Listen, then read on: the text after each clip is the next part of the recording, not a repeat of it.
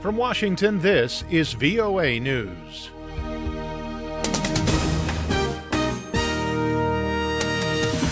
I'm David Byrd reporting U.S. President Donald Trump told federal agencies to reunite immigrant families separated after they were arrested for illegally crossing into the country from Mexico. During a cabinet meeting Thursday, the president blamed congressional Democrats for an immigration logjam. We have come up with a lot of solutions, but we have Democrats that don't want to approve anything because that's probably, they think, bad for the election that's coming up. Unfortunately, there are a lot of people suffering, and that's unfortunate. More than 2,000 children have been detained apart from their parents since April. Public outrage over images of young people sitting in cages and the audio of wailing children caused the president to sign an executive order rescinding his administration's policy of separating children from their families. House Republican leaders have delayed a vote on a compromised GOP immigration bill until next week. The vote on the so-called compromise Republican plan had been delayed until Friday. It was then pushed back after lawmakers said they failed to resolve key differences in a Thursday evening meeting. House Speaker Paul Ryan said that even if the bill does pass the House, Democratic support would be needed in the Senate. Even if we get something out of here, you need 9 Democrats to stop trying to stop things and voting with us, and I don't see that happening. The compromise measure was aimed at moderate Republicans. On Thursday, the House of Representatives voted down 193 to 231, a more conservative measure. For more on these stories and the rest of the day's news, log on to our website, voanews.com. This is VOA News. NATO Secretary-General Jens Stoltenberg says the transatlantic alliance remains strong despite differences with President Donald Trump. Speaking in Britain, Stoltenberg said that while Trump and European nations differ on policy, they continue to act on issues such as terrorism, cyber warfare, and defense. And I'm absolutely certain that at the summit we'll make new decisions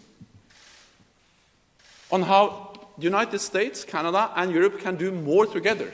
NATO has been disturbed by Trump's America First stance, his characterization of the alliance as obsolete, and his recent criticism of U.S. allies at the G7 summit in Canada.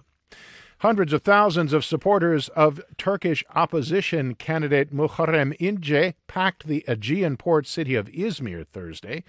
İnce has energized the opposition ahead of Sunday's elections and told the mass of people that President Recep Tayyip Erdogan is an arrogant man who looks down on others. Erdogan'ın 16 yılda. He said after 16 years, you cannot name one person he's friends with. Erdogan is now a tired man. He is an unexcited man. He is looking down on people. He is an arrogant man. Analysts say that Erdogan remains the favorite to win another term in office, even if İnce forces a runoff in Sunday's vote. İnce has support on the mostly secular Aegean coast, but Erdogan has a bedrock of support in the more religiously conservative Anatolian regions. Syrian government forces pounded rebel-held areas of the southwest with artillery on Thursday in an escalation by President Bashar al-Assad, who has vowed to win back the area bordering Jordan and the Israeli-occupied Golan Heights. Central military media uploaded footage on Wednesday showing the Allied advance-firing tanks said to be in Sweda. The Syrian Observatory for Human Rights said 12,500 civilians had fled the town of Busra al-Hariri and nearby areas in the last 2 days. Rebel officials gave conflicting assessments of the scale of displacement. A major government offensive in the southwest risks further escalating the 7-year-old war. Nicaragua's Catholic bishops have entered the embattled town of Mosiah in a show of solidarity with residents who said they were under threat from forces loyal to President Daniel Ortega. The city has become a flashpoint of conflict between opposition protests and Ortega backers. At least 187 people have been killed in protests demanding Ortega step down. I'm David Byrd, VOA News. That's the latest world news from VOA.